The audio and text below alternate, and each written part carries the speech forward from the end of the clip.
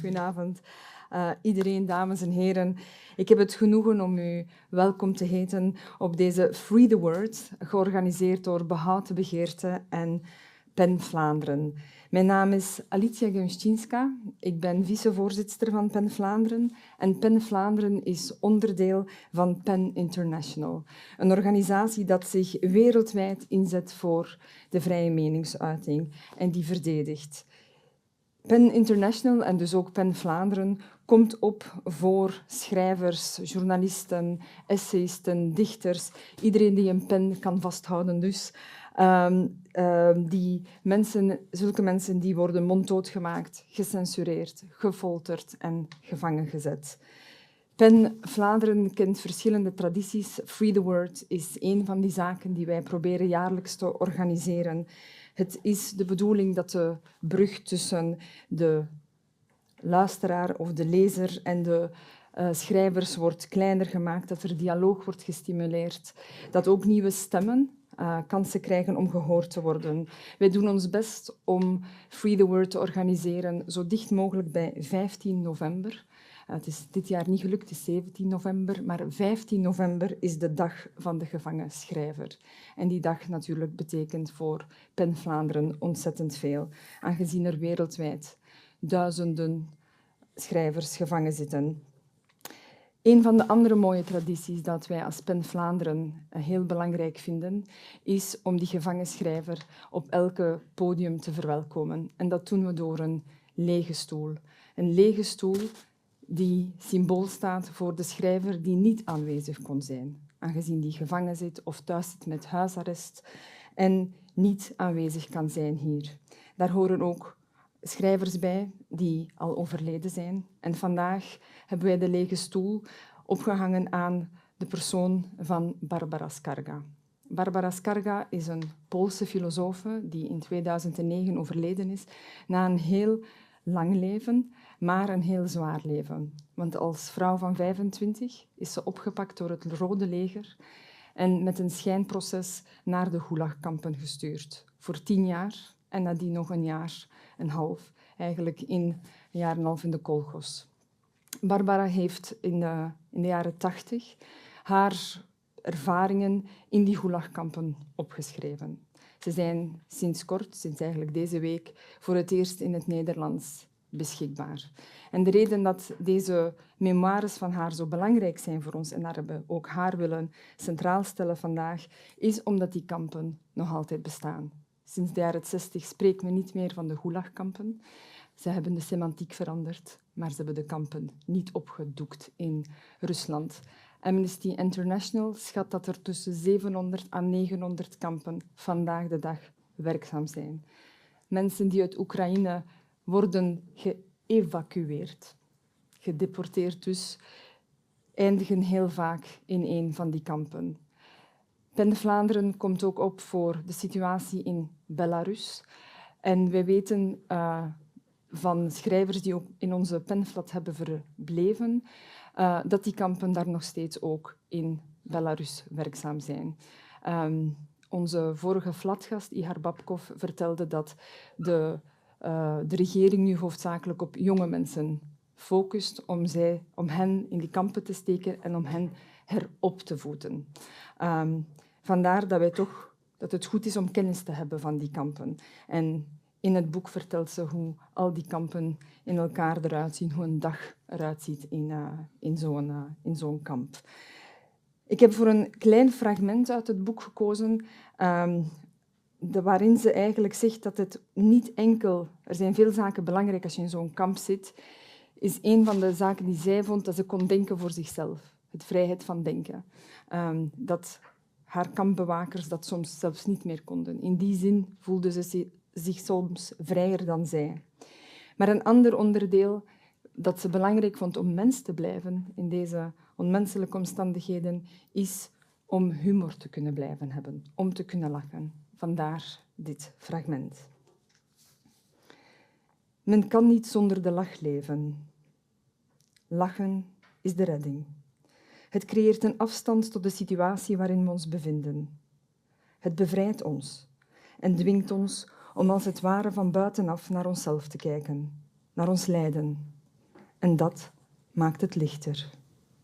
Het is ook een wapen tegen diegenen die ons als reeds overwonnen willen zien. Ons gelach beledigt hen, verbaast hen en geeft hen te kennen dat we nog niet veranderd zijn tot willoze slaven. Dat we nog steeds menselijke reacties hebben en vertonen en dat we de absurditeit inzien van deze werkelijkheid, waarin we nu toevallig beland zijn en waarin wij moeten leven. Lachen, dat is geestelijke onafhankelijkheid. En woeden zijn de folteraars wanneer ze ons gelach horen. Tussen hun op elkaar geklemde en knarsende tanden persen ze dan uit. Straks, kleine zek, zul je wel wat minder te lachen hebben. Barbara Skarka.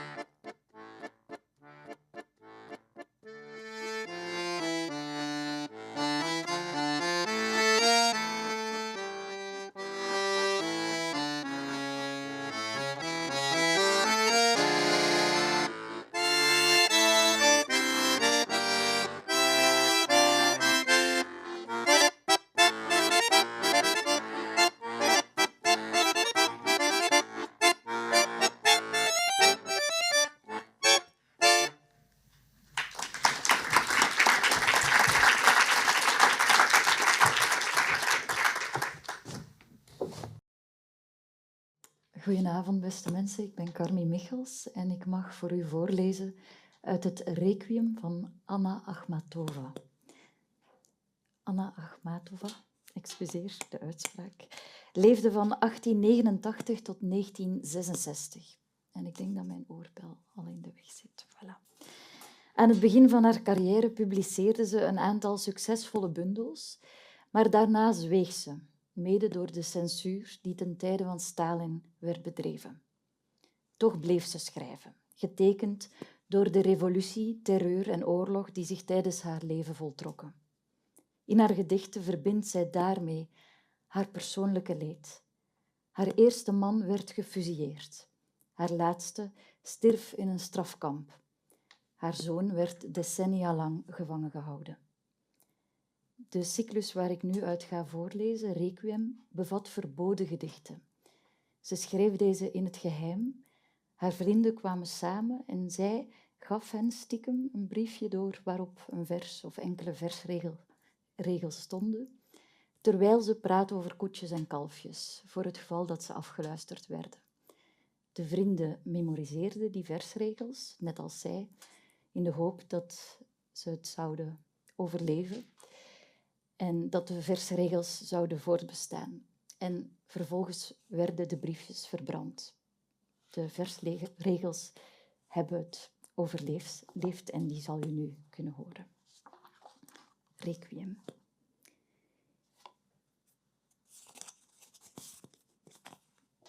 Nee, niet onder vreemde vleugels leven, onder een vreemd zwerk, op vreemde grond.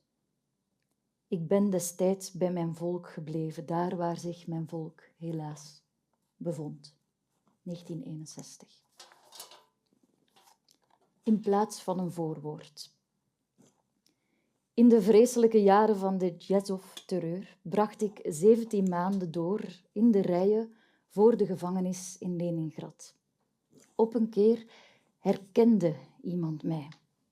Een vrouw met blauwe lippen, die achter mij stond en die mijn naam daar natuurlijk nog nooit had gehoord, ontwaakte op dat moment uit de verstarring waarin we allemaal verkeerden en fluisterde in mijn oor. Iedereen fluisterde daar. Kunt u dit beschrijven? En ik zei, ja, dat kan ik. Toen gleed er een spoor van een glimlach over wat ooit haar gezicht was geweest. 1 april 1957, Leningrad. Opdracht. Bergen buigen voor dit leed. De grote stromende rivieren zijn verstard. Maar het gevang heeft nog zijn zware sloten.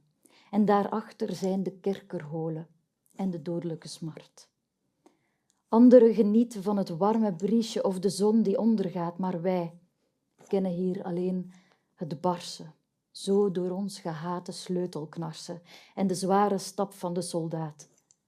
Tijdig opgestaan, als voor de mette, liep men de vervallen hoofdstad door, kwam daar samen, doder dan skeletten, lage zon, neva in mist, de verte, waar het lied van hoop nog wordt gehoord. Het vonnis.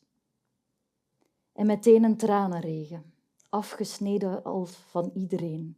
Het is of het leven uit haar wordt gereten. Het is alsof ze een nekslag heeft gekregen, maar toch loopt ze. Toch loopt ze, wankelend, alleen.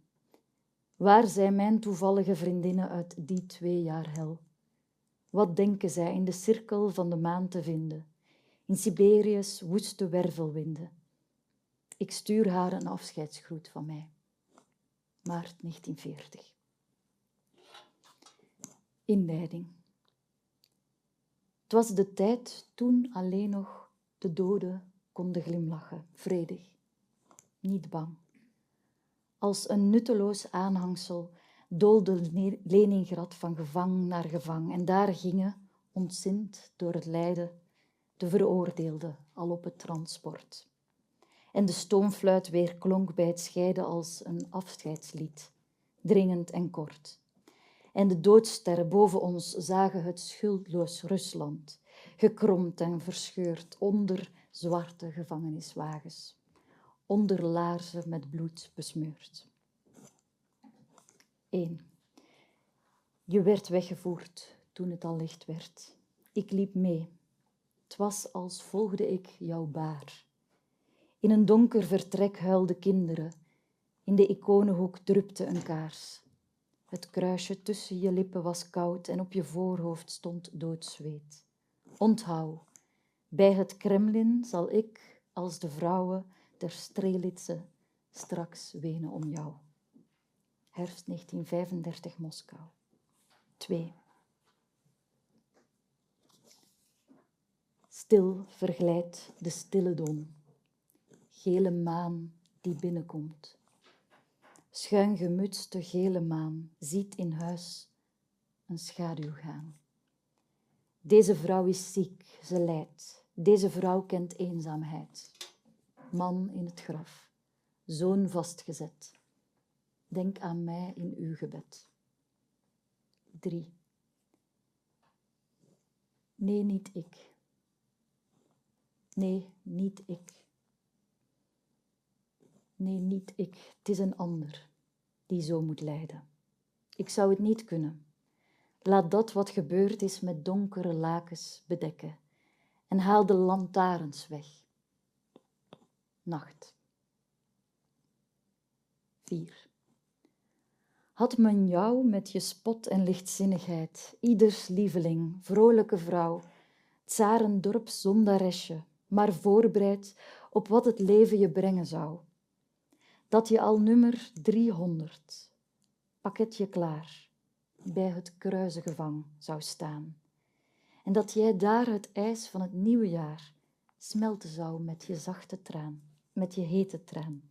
Zachtjes wiegt de gevangenis populier. En je hoort er geen enkel geluid. Hoeveel schuldlozen laten hun leven hier.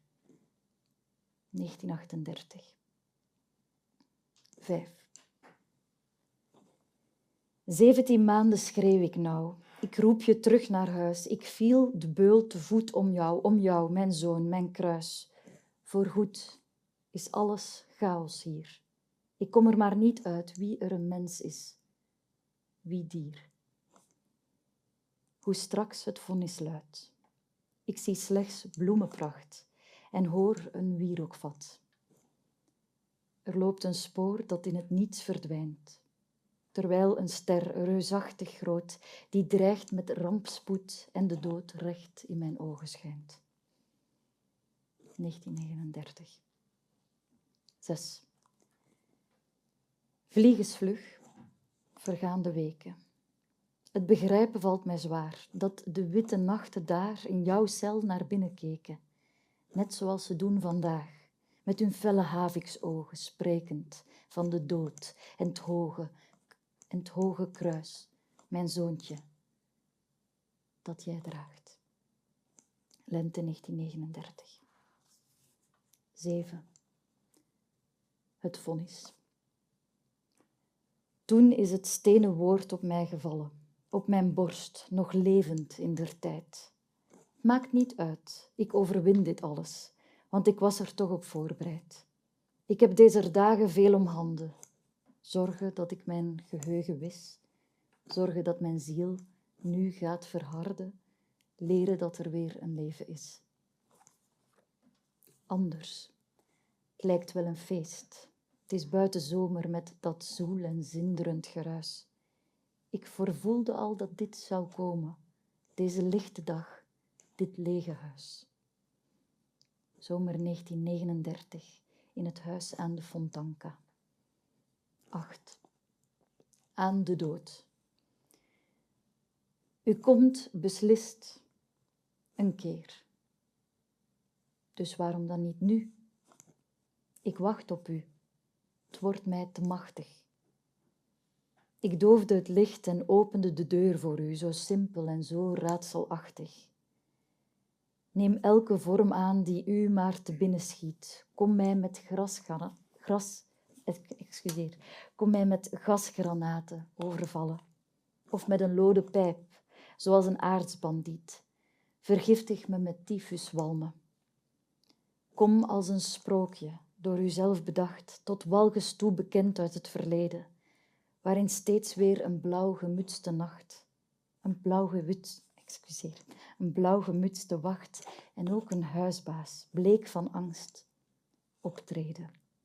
Het maakt mij niet uit. De Jenissei vervolgt haar dans. De boolster werpt haar licht van boven. In de geliefde ogen zal de blauwe glans tenslotte van ontzetting doven. 19 augustus 1939, huis aan de Fontanka. 9. De vleugel van de waan is al over mijn halve ziel gezonken. Hij lokt mij naar het zwarte dal en voert met rode wijn mij dronken. Ik moest hem, dat begreep ik wel, de overwinning dan maar laten. Het was of ik, luisterend naar mezelf, een ander wartaal hoorde praten. Hij wil niet dat ik ook maar iets bewaar of meeneem uit het verleden.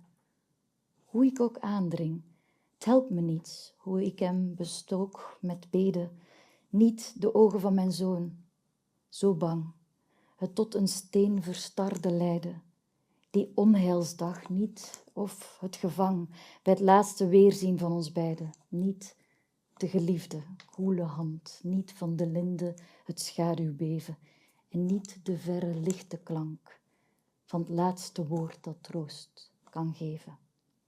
4 mei 1940, huis aan de Fontanka. 10. Kruisiging. Moeder, ween niet over mij in mijn graf. Op het grootste uur het lied van engelenscharen. De hemel loste op in vuur. Hij zei, ach vader, waarom hebt gij mij verlaten? En tot zijn moeder, ween toch niet om mij. Magdalena jammerde en schreide, de geliefde leerling stond verstard. Niemand dorst zijn blik te laten glijden naar de moeder, zwijgend in haar smart. Epiloog 1. Ik heb gezichten langzaam zien vervallen. Gezien hoe angst van onder wimpers kijkt. Ik heb gezien hoe lijden op de wangen iets kerft dat op ruw spijkerschrift gelijkt. Ik heb gezien hoe lokken zwarte blonde tot zilvergrijs vervaalden in een dag. Een glimlach wegkwijnt op bedeesde monden. En doodsangst huivert in een dorre lach. Ik bid niet louter voor mijzelf dit uur, maar ook voor wie zich daar met mij bevonden. Voor hen die bij die rode blinde muur in barre kou en julihitte stonden. 2. En dan breekt opnieuw het herdenkingsuur aan. Ik zie u, ik voel u, ik kan u verstaan. U, vrouw, die met moeite naar het raam werd gesleept. U, die uw geboortegrond nooit meer betreedt. U, vrouw, die uw prachtige hoofd schuddend zei, dit voelt bijna aan als een thuiskomst voor mij. Het liefst had ik hier al uw namen gezegd, maar het lijstje is afgepakt. Nu is het weg. Ik weefde een lijkkleed van elk schamel woord dat ik in die jaren van hen heb gehoord. Ik zal hen gedenken, altijd, overal, ook als nieuwe rampspoed zich aandienen zal. Als mij de gepijnigde mond wordt gesnoerd, waar het 100 miljoenvoudig volk zich mee roert. Dan hoop ik dat ik eveneens word herdacht, de avond voordat ik naar het graf word gebracht, en wil men op enig moment naderhand een standbeeld oprichten voor mij in dit land. Dan geef ik graag toestemming voor deze eer, maar onder 1 voorwaarde. Zet het niet neer. Nee, zet het niet neer bij zee, op de plek waar mijn wieg eenmaal stond. Verbroken is het laatste wat ons nog verbond. In het Zarenpark niet, bij die boomstronk waar hij, ontroostbare schim, nog op zoek is naar mij. Maar hier waar ik 300 uur heb gestaan en waar men de deur niet van het slot heeft gedaan. Opdat ik in zalige dood niet vergeet hoe een overvalwagen luid ronkend daar reed. Die grimmige deur met het knarsend scharnier, het oudje dat kreet als een zwaar gewond dier. En laat dan de smeltende sneeuw van omhoog als tranen neerdruppelen uit het stil bronzen oog. Een duif bij het gevang koeren, ver hier vandaan. En schepen geruisloos de neven afgaan. Maart 1940, huis aan de Fontanka. Dank u wel.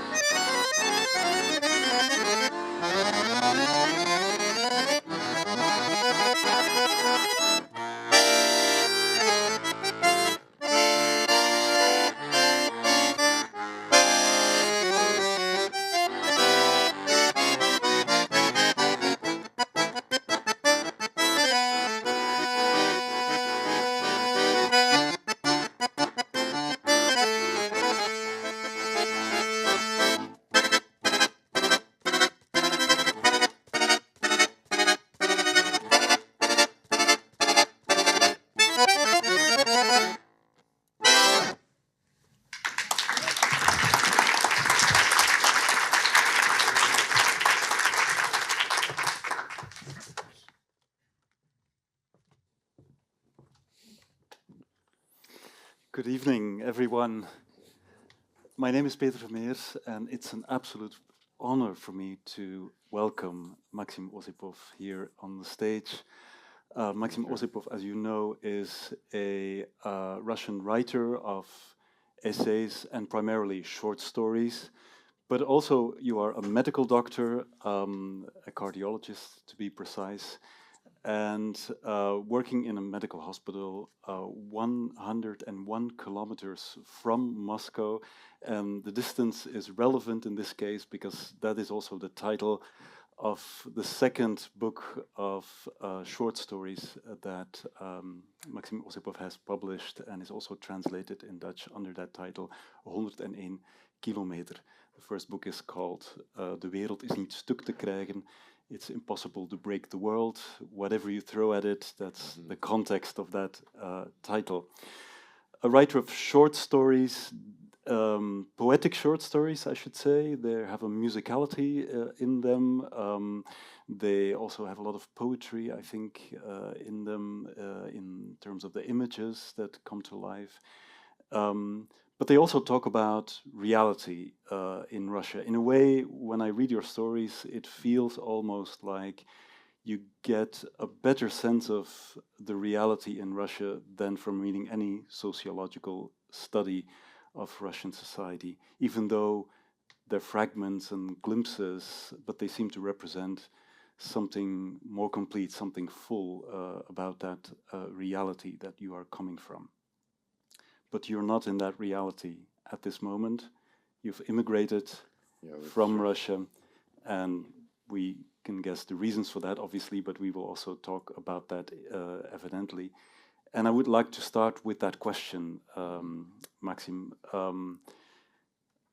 How does it feel now to be outside of Russia in the shadow of the war?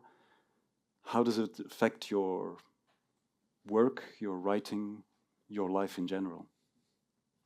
Well, it affected my life dramatically, obviously. I would say it's special, you know. I wouldn't say it's bad because I was very lucky. I got invited to, when I left Russia, it happened on March the 4th. I had actually no idea where exactly I would like to live. And so initially we went to Armenia because it was the only way we could leave Russia. And we had friends in Armenia, so it was, you know, quite nice and comfortable there. And then since I have a daughter in Germany, so the first stop was Germany, Frankfurt.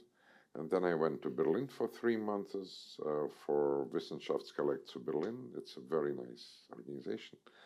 And I even wrote a short essay on how grateful I am to these people.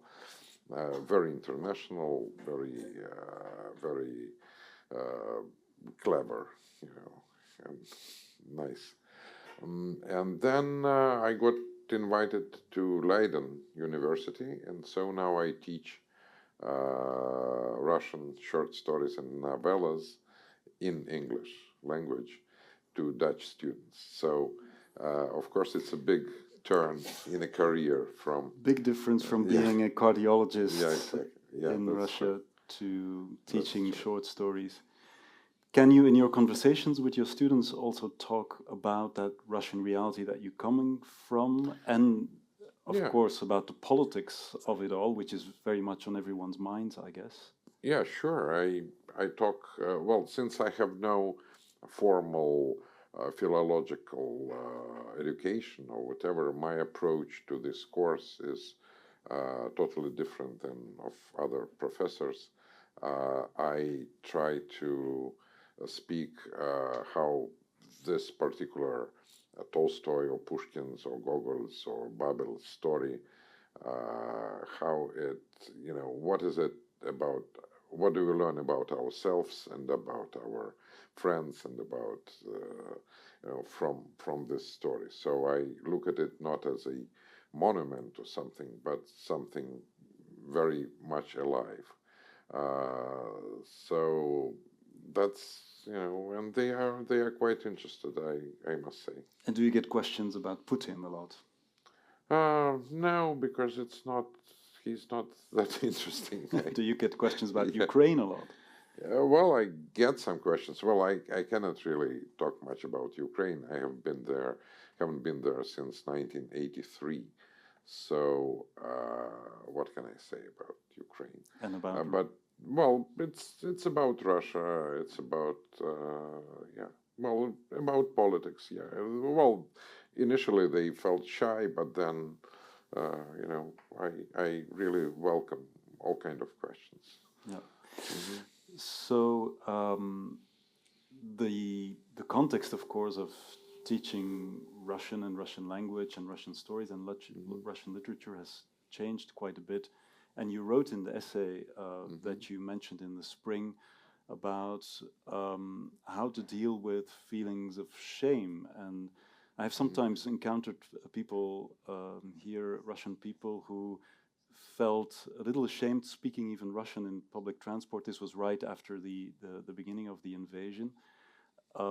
Afraid a little bit that people would think that they, simply because they speak Russian, would be in favor of what the government in Russia does. Perhaps you could talk a little bit about that aspect of shame that you talked about in the essay. Why did you write about about it, and how do you feel about it now?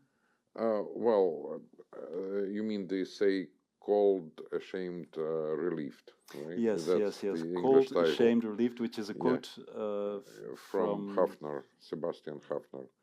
Yeah, I feel not that cold, but still ashamed and still relieved. And I would say, I think shame is something. Well, it's very delicate matter, because some people say there is no such thing as collective guilt, or some people say let's not talk about guilt, but let's talk about responsibility. I don't know how to call it exactly, but since listening to Shostakovich Waltz here, I felt I'm quite happy that Shostakovich was Russian. So I must be ashamed that Putin is Russian, right? Otherwise, if I just take one part, it would be unfair. Of course, it's present. And as for being afraid speaking publicly Russian, no, I don't feel that way.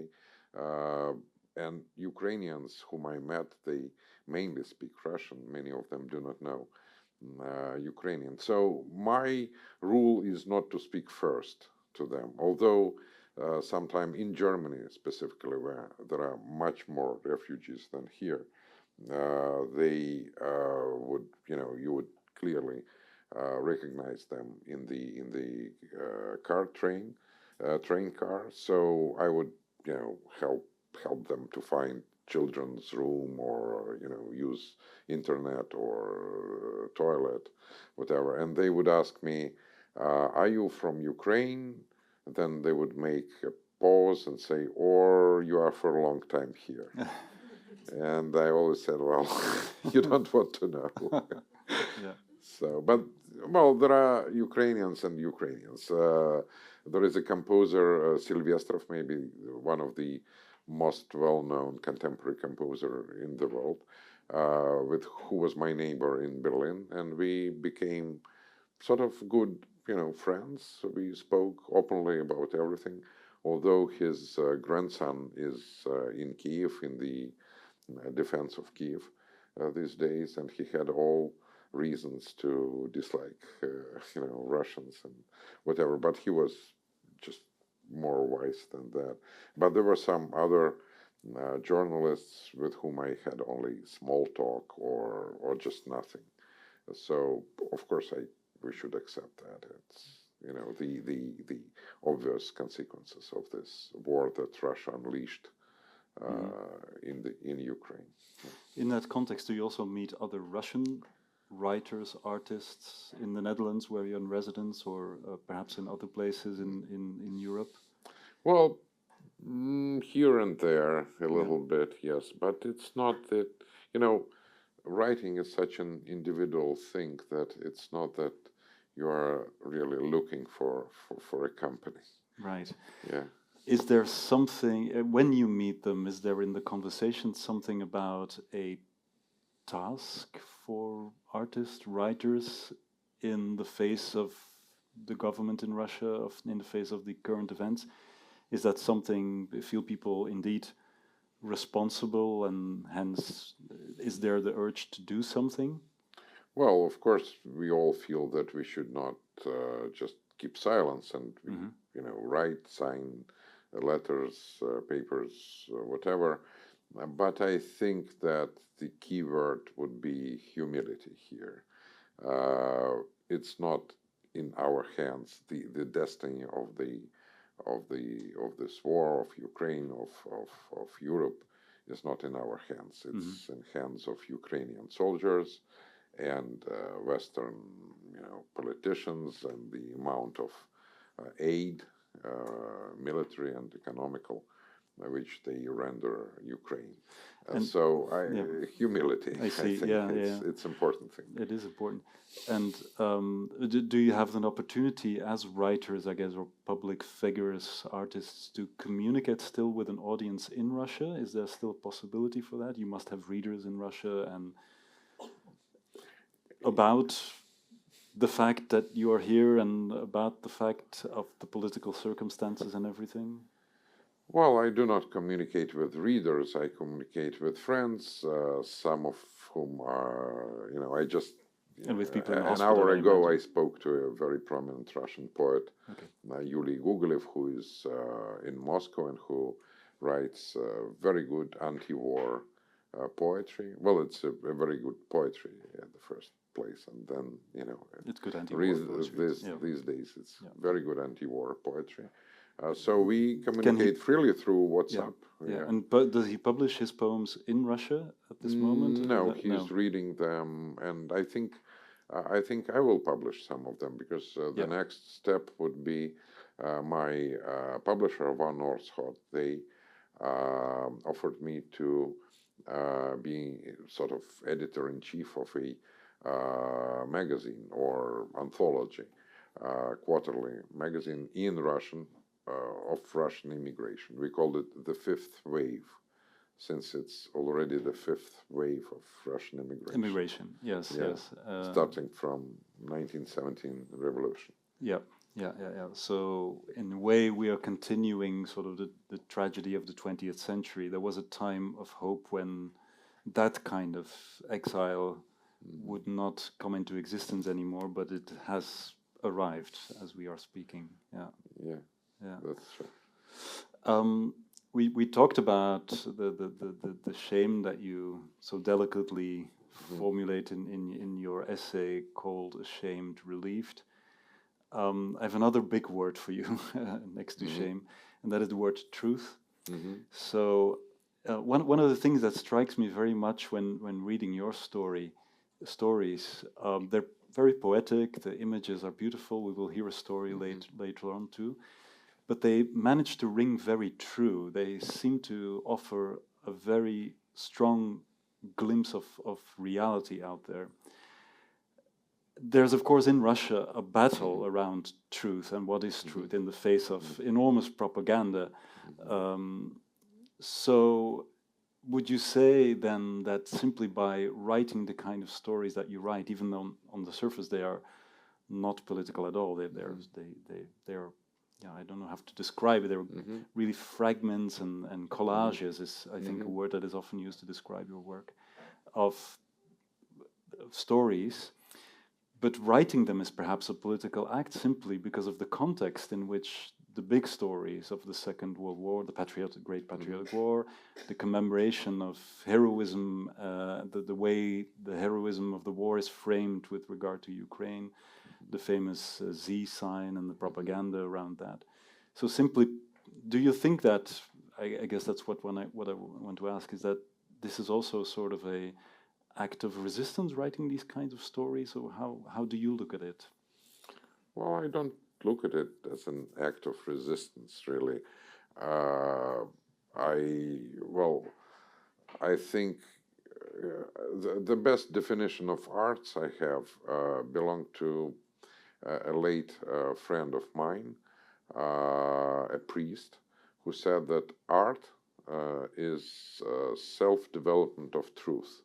So I try to follow this definition. So it's not like, you cannot say that Beethoven's music is a act of resistance or obedience. It's, you try to, I don't, of course, dare to compare myself with classics or whatever, but it's, you try to find depth in things. It's not only, left, right, liberal, or, whatever. You try to go beyond that or something. Yeah, you try to look, somewhere. Yeah. So, yeah. But the circumstances may change the meaning of your work. Well, yes, that's true. And the story that I'm going to read today, probably I would never write it now. Mm-hmm. It's about understanding, and it's about actually, feeling of happiness even. But I came with this expression long ago, and now, it became just, many people quoted saying, in 1 decade, Russia changes a lot.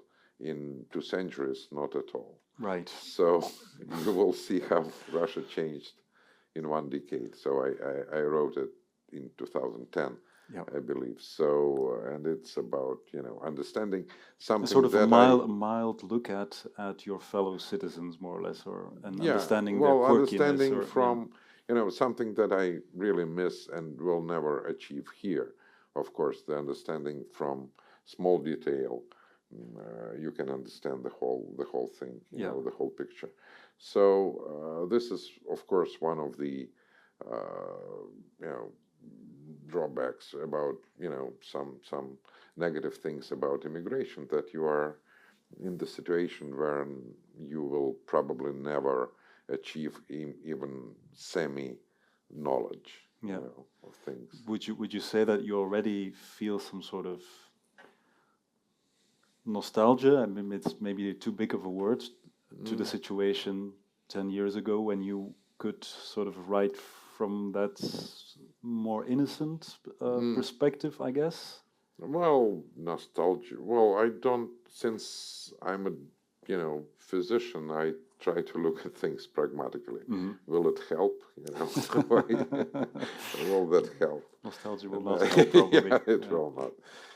Well, there are certain things, of course, that I miss after leaving Russia, which is my friends, Russian language, of course, my home, graves of my parents. So these are a few things. Do you think, from the perspective where we are now in our limited view of what radical changes the next decade will bring?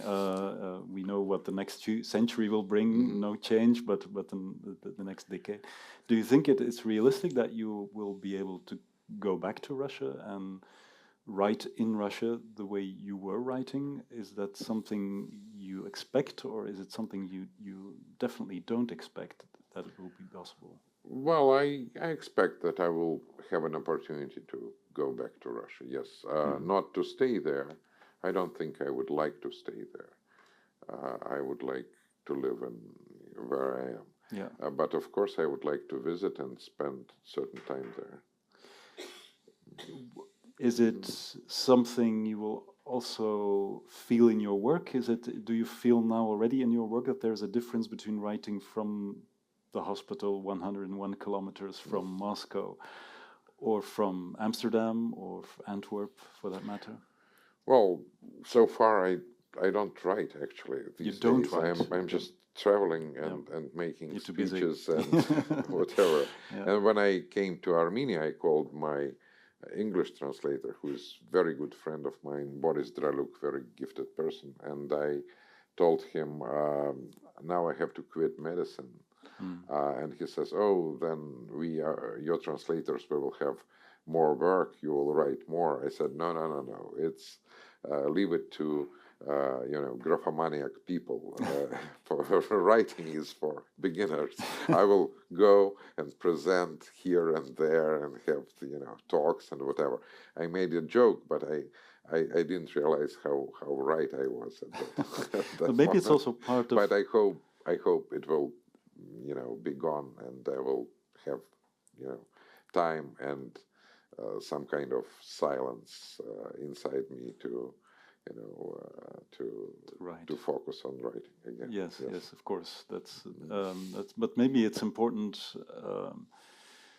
There's maybe among your readers as well a certain thirst for knowledge about the situation in Russia, which we can of course not generalize, but at least some sort of thirst for truthful knowledge, I would guess, about Russia, nuanced multitude of perspectives, I guess, and that's maybe a task that you have as a writer.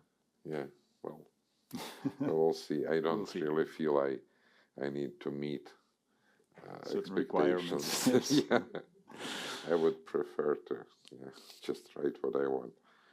Yeah. We were talking about a little bit about nostalgia and going back into time. There's one thing about memories that struck me in one of your stories. In fact, you go to, or the narrator goes to a place in Lithuania, and then it turns out former Soviet Union, not Soviet Union anymore, obviously, European Union now at this point. And remembers, there's a beautiful childhood memory there, and then suddenly it turns out that the place is actually wrong, and then so that the memory is entirely wrong. Yeah. That's very sad. Yes. And that's very sad. But I guess the question I want to ask you, so memories are an important part of the work as well, the writing that you do. But I guess memory in Russia is also something quite tricky and specific, isn't it? I mean, I've encountered people who are nostalgic, really in the true sense of the word, probably of the Soviet times. And then there a are lot other people, of them, unfortunately, and among youngsters too, among young people. So how do you explain this sort of penchant for the past? Also, so the way the war is actually spun and framed in Russia is about the heroic deeds of the fight against fascism, for example, and all of that. So all that looking back into history, which may seem quite odd from an outside perspective. So do you have any thoughts about what it is that... Well, mainly it's propaganda. Yeah. And, for example, if Putin, for some reason, he doesn't play anti-Semitic card, so far, at least he didn't. If, tomorrow he would decide to use that. That's perfectly possible. It's perfectly possible. And the soil is, very fertile in Russia for that, for any kind of ideas like that. Yeah. And so he just used this as a propaganda thing that USSR, etc. And plus, it's our fault too that we, for example, didn't write words for Glinka hymn, which we had in 1990s. And I always asked my friends, poets, I said, write words for the hymn. It's impossible not to have words. Write democratic songs, because people the only songs they had were of Soviet past, and Soviet songs they explained everything. I mean, they were about love, about how you love your wife, your children, your mother, your homeland, the nature. Friends. They covered the whole spectrum of human lives. So if you have no songs, then people would sing old songs. And people in the 90s, they said, no, it's the market will put everything on its places. That was very naive, and for me, I was very naive in many senses, but not in that. Mm-hmm. For me, it was very clear that market would not change people's mind. And so there are a lot of young people who would have nostalgia to Soviet Union, look at it as a golden age or something. And I tell these people, okay, I can arrange some Soviet things for you, at least. I mean, they don't care about freedom and they don't read maybe, but, you know, go to the store, just stay there for 40 minutes and buy nothing and leave it, you know. Yes, that's a Soviet experience. That would be a Soviet experience. Or go to a dentist and ask, you know, to make the dental work without anesthesia. Or do this and that. I have the whole list of, but of course I cannot convince anyone who watches television, because television is very strong. Yeah. You cannot really fight with it. So in a way, you could say that the crucial move of Putin to stay in power was very early on in the 2000s. He had a grip on the media, and so well, he was lucky with oil and gas prices. He was lucky with the support of Western leaders, you know, in many senses. He was, and then of course propaganda, through the state media channels. And also, you know, he's a very mediocre person, really, but he was taught in this KGB school to look at the weaknesses of people. So he can recognize that, you know, this man loves money, and this one loves, you know, little boys, or this. So he would manipulate people effectively. So he is very good in finding weaknesses. Yeah. That's how it worked, actually. Yeah, I think. And utilize that for political gain.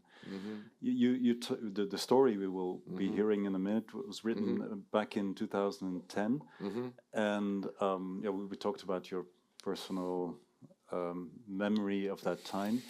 But this was also the time in political history in Russia when it seems there was still a chance for some sort of real opposition movement, including a lot of young people, I guess, to support it. The famous Bolotnaya protests happened in 2011, 2012, and you told me before our conversation that you're also in the protests part of it. I participated in that. And it was a lot of joy, I would say, and all this white, you know, stripes. And all this kind ribbons, of things. And the songs, the kino songs, like old Soviet rock songs that were adapted somehow to the situation. So would you say this was the last time when something like democracy had a chance in retrospect in Russia, or would you say that with the opposition movement now largely sort of in jail or in disarray, that there's still potential somehow to come up against the regime? What is your feeling about where we are politically? Is it complete defeat and despair, or is it still something like a Bolotnaya protest in some sort of scenario possible? I know it's a difficult question, but no. I think I cannot say anything consoling in this about this matter.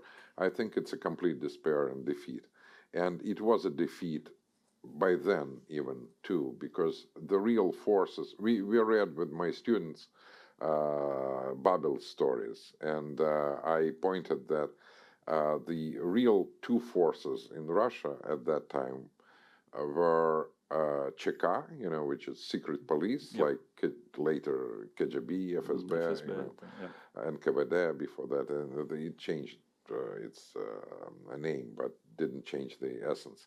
So, so secret police and criminal world, because Babel wrote a lot about criminals too, and it's still the alternative is Still there, yeah. because unlike as I already told, I think yesterday here, that in Poland they had in the 80s they had very strong trade union movement, Solidarność, and Catholic Church, which was a real force there. And in Russia we have just criminal as a force. Of course there are nice people. Always there are nice people, nice young people, educated, feeling all, good feeling, having all good feelings and intentions, but they are not a force, really. And it was clearly shown during Bolotny, of course. Yeah. So what would you then advise your poet friend trying to be anti-war in Russia is a lost situation, and it's better to emigrate then, or? Well, he was not asking for my advice. No, of course. So I was, he's a grown-up boy, my age. But I guess what I want to ask is more generally about artists and writers and the cultural sphere. I mean, we are interested in writers of all sorts with pen who are in an oppressed situation. It seems to be the case to a large extent. What is the best? Is it then the choice to move out, or is there a choice, a legitimate choice to stay? Of course, there is a choice, but in case of some friends of mine, not many. I don't have many friends in Russia these days already. Many left. Yeah. Some stay because they have elderly parents, or one elderly parent. So they cannot just leave them, or they have it's difficult, and it's very expensive actually to relocate yourself. So some people just do not have means for that, and they are not very welcome, in the West. So it's I still cannot open the bank account, for example, because before I get the card, you cannot go to the bank, whatever. So it really takes. I don't want to go into my personal situation. It's very favorable, really. But many people cannot just open a bank account. How do you live without bank account? Yeah. So it's the choice is there, and it should be done individually. Of course, it's a very individual thing. It's not like the third wave, I would say, of immigration, when there was a movement, let's exodus, from Russia to Israel or to America mainly. Or, so it's, I wouldn't give any advices to anyone. No, it must be difficult in both sides. I mean, if you emigrate, you're in a completely different situation too, which is not always easy. But if you stay and you're a writer, let's say, and you're anti-war, anti-Putin, it seems like it's going to be difficult to get your work. The chances are that it would turn in something like Iran. I have never been to Iran, so again, it's I may be very inaccurate in my understanding on what's going on there, but something isolated. But there are intellectuals in Iran too, so people think, or some people say we are old enough to, we don't want to leave. But some people do leave. It's again, it's hard to predict.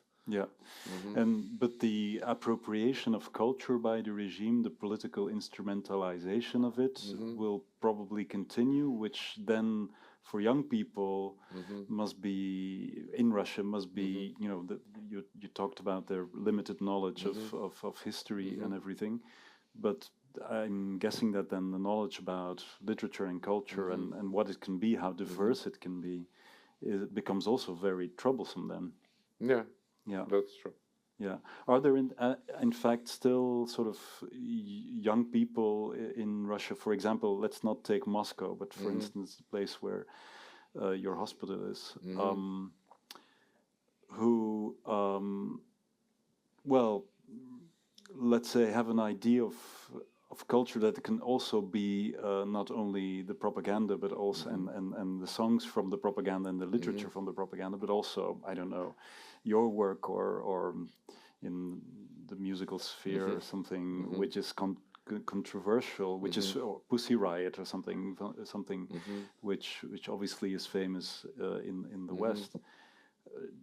Do young people there have a realization of that, or not so much?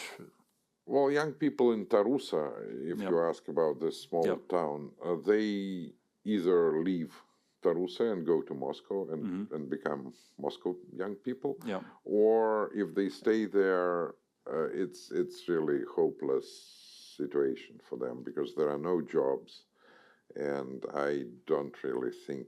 Well, I unlike being a writer, you are looking at individual cases. So I don't really know successful cases in Tarusa, but that doesn't mean that they are not there. They aren't there. So I don't like this generalization. And again, I am not a sociologist. I just observe, at least people's lives and got some stories. But something I just invented, so it's a mixture of so and going back to the fellow writers and fellow artists who are still in Russia, you talked about the anti-war poetry that is very powerful, but do you also have colleagues, fellow writers, artists who are now very outspokenly in favor of the regime or in favor of the war? And is that also a segment of society, or is that more or less completely obliterated by the propaganda? Well, no, I don't have these kind of friends or even acquaintances. Friends, but they are there. It happened already in 2014 that I broke with the remains of those people. Well, my far relative, one of who used to be a nice person, but he, I think, supports the war these days. I broke with him years ago. I just told him, if I ever miss you, I would just turn on television, watch it for like 5 minutes, and then that's it.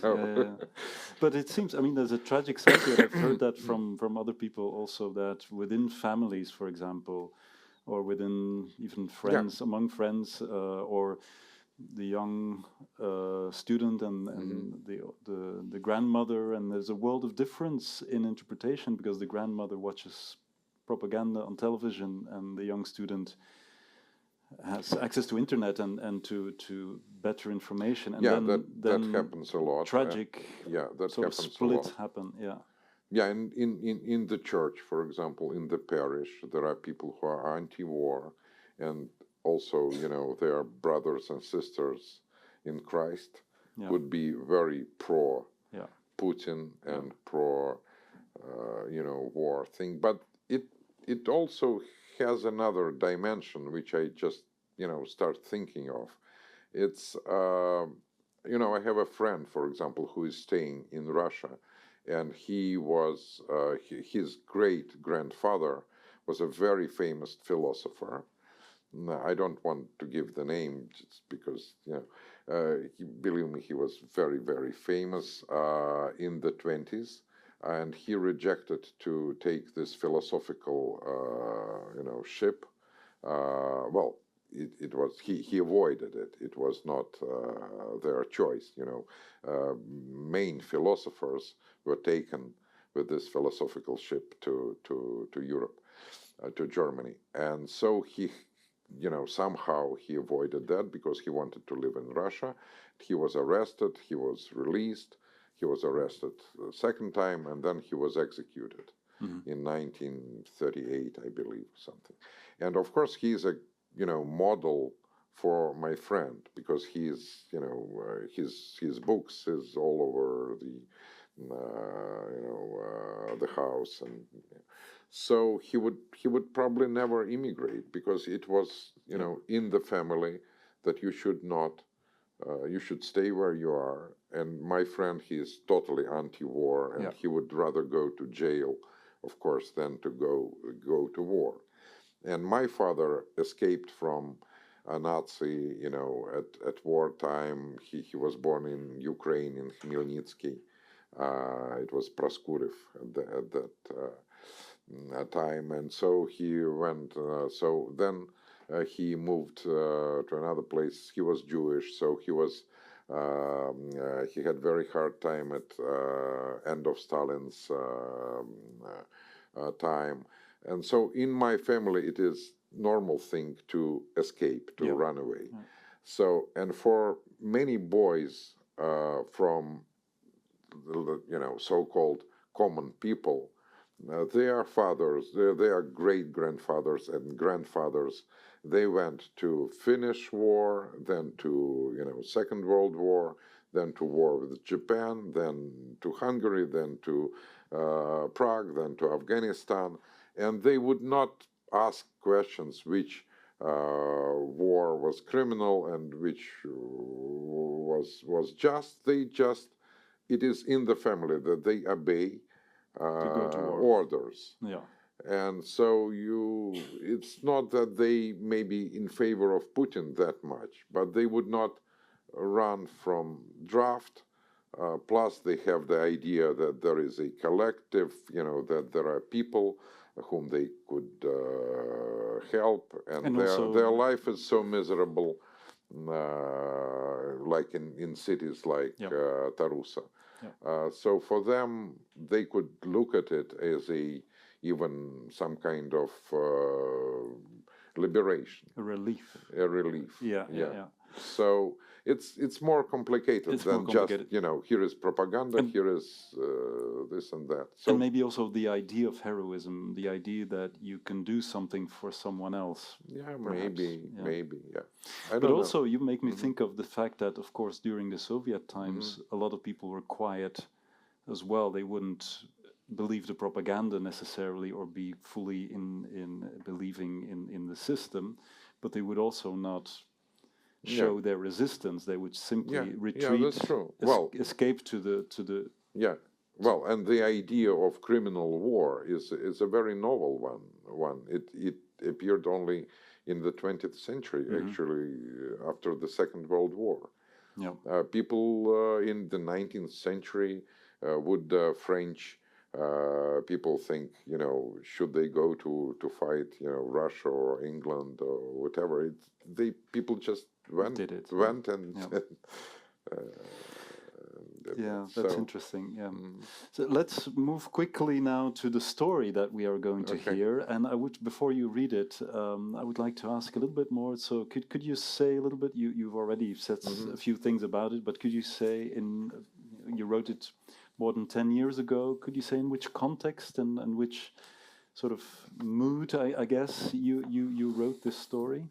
Well, it's a very short essay. It's not actually. It's a sketch. Well, I was in a good mood, I would say. I hope you will feel it. What did you want to achieve with it? What was the spark that sort of made you write it? Well, it was more, I would say, more artistic goals than any political or whatever. Yeah, sure. Yeah, so an aesthetic sort of exercise. Yeah, so I tried to look at my. I have this metaphor of of domestic versus wild birds, fowl, domestic fowl. Yeah. In English, it's the cry of the domestic fowl. Yeah. Let's... It's a beautiful story. I should perhaps add that it's the first essay, story, sketch of the first book, which is then called De wereld is niet stuk te krijgen, and you will recognize the title somewhere in there. I would like to invite you to read the story. Thank you. Thank you. Okay. Yeah, I see here.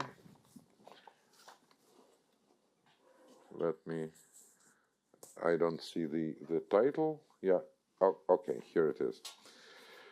I will read in Russian, obviously, because I always read in Russian. I don't read in English in order to avoid comical effects. Because speaking with accent is one thing, and reading your own work would be totally another thing. Крик домашней птицы. Провинция. Дом. Теплый, грязноватый, свой. Есть на нее и другой взгляд, наружный, поверхностный, разделяемый, однако, многими, кто оказался тут не по своей воле. Провинция слякоть, мрак. Живут в ней несчастные, самое лестное, что можно о них сказать. Крик домашней птицы разгоняет зло, за ночь набравшее силу. Больничное утро. На койке худой прокуренный человек, шофер, не домашняя птичка. У него инфаркт. Страшное миновало, и он наблюдает, как лечат соседа, бомжеватого старичка. У того на запястье синее солнышко. Разряд, и сердечный ритм пришел в норму. Деду стало легче, реже стал дышать, произносит шофер из-за ширмы. Мы с ним переглядываемся. Разрешат ли водить автобус? И более злободневное. Как бы ни встретились у него в палате жена и другая женщина, та, что кормит его шашлыком. Шофер тоже кое-что про меня понимает, довольно многое. Дикие птицы весьма проницательны. Ясное устремление – любить не одних только близких, домашних, а шире – людей и место. Для этого требуется вспоминать, приглядываться, сочинять. Вот из детского. Мы с отцом куда-то идем далеко по жаре. Деревня. Ужасно хочется пить. Отец стучится в незнакомый дом, просит воды. Хозяйка говорит, воды нет, но выносит холодного молока. Мы пьем и выпиваем много, литра, наверное, 1,5. Отец предлагает хозяйке денег. Та пожимает плечами, произносит без выражения. Милок, ты сдурел? Место любое по-своему привлекательно, тем более средняя полоса. Увлечься ею так же просто, как женщине полюбить неудачника. Да, мы любим эти скалы, поется в гимне Норвегии. В нашем гимне тоже воспевается география, что при имеющихся размерах вряд ли прилично. Гимн сочиняло начальство, другие, не птички. Помню еще, мне 18 лет, я веду машину, старенький запорожец. У него из зада, оттуда, где у запорожцев двигатель, начинает валить дым. Сейчас случится беда, взрыв. На тротуаре народ, отойдите, рванет. Открой, говорит прохожий лет 30, берет тряпку и долго, спокойно тушит ею пламя. Потом уходит. Еще одна недомашняя птица. Автомобильного, вообще путевого, сразу много приходит в голову. В дороге домашние птицы подвержены неприятностям. Здесь происходят их встречи с птицами дикими, хищными, и встречи эти запоминаются и неожиданной добродетелью, и невиданным, непредставимым злом. Убийцы – средние люди, скажет полковник милиции, и ты, сосунок, домашняя птичка, вдруг это примешь, поймешь, это сделается твоим. Говоря о милиции, у врачей тут с ней свойские отношения. Поднять на этаж больного, если лифт сломался, алкашей до утра забрать, чтобы не буянили в палате, даже машину из грязи вытащить. Зовут милиционеров. Они тоже носят форму и создают в местном обществе иллюзию защищенности. Возле кабинета скорой помощи милиционер и подследственный в наручниках, молодой, немножко побитый. Что-то серьезное натворил. У нас просто так не надевают наручники. Так бы сразу, жена, дети, говорит подследственному милиционер, а то адвокаты ему, ребята в Москве. Вместе с парнем, погасившим пламя из двигателя, тут же вдруг вспоминается потный расхристанный хоккеист.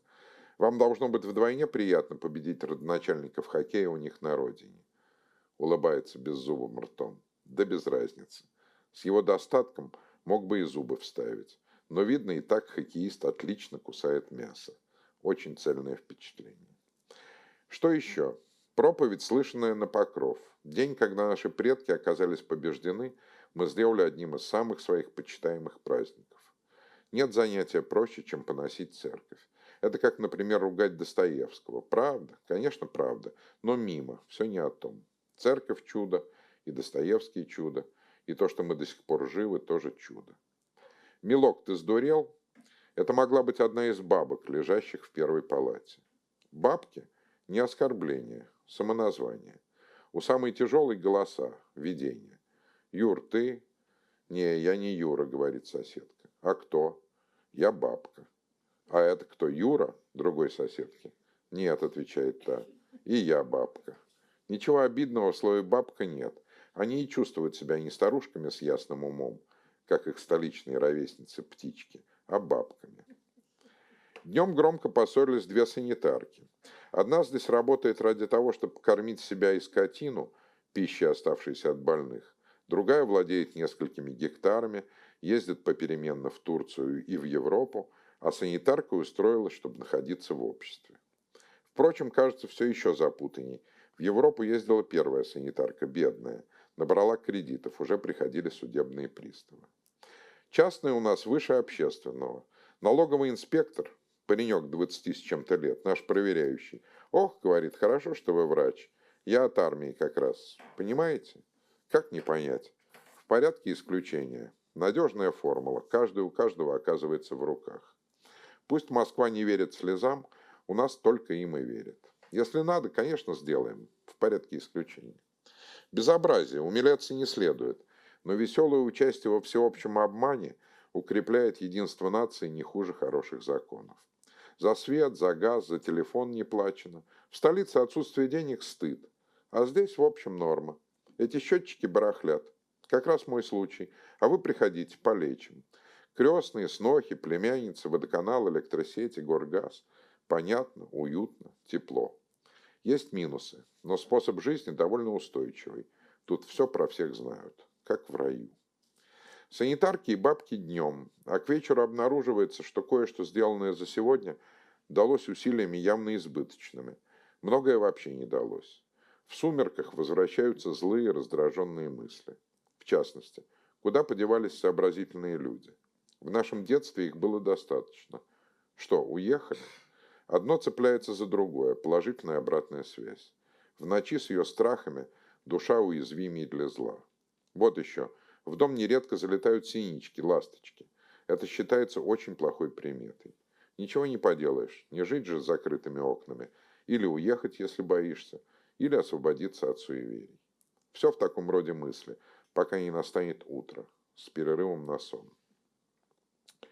В Москве или в Петербурге, в провинции жизнь страшна. Скажем так, и страшна. В ней есть вещи, о которых писать невозможно. Гибель безвинных жертв, в том числе молодых и совсем детей. Страшный, необязательный опыт переживания их смерти всегда с нами. Его не выкричишь, не разгонишь криком. А потом будет день, и опять будут птички. Небесные, домашние, дикие, всякие. Мир не ломается, что ни случись. Так он устроен. Thank you. Thank you. Thank you very much. Спасибо большое. Thank you for your questions. Er rest mij nog gewoon iedereen te bedanken die hier aanwezig was. De organisatoren die dit evenement mogelijk hebben gemaakt. De mensen die hebben voorgedragen, muziek gemaakt. En uiteraard Maxim Osipov voor het fijne gesprek. Ja. Boeken zijn nog te koop, hier ergens buiten. Ik weet niet precies waar, maar men zal dat makkelijk terugvinden, ongetwijfeld. En ik raad het u zeer aan. Nog een zeer fijne avond. En dank u.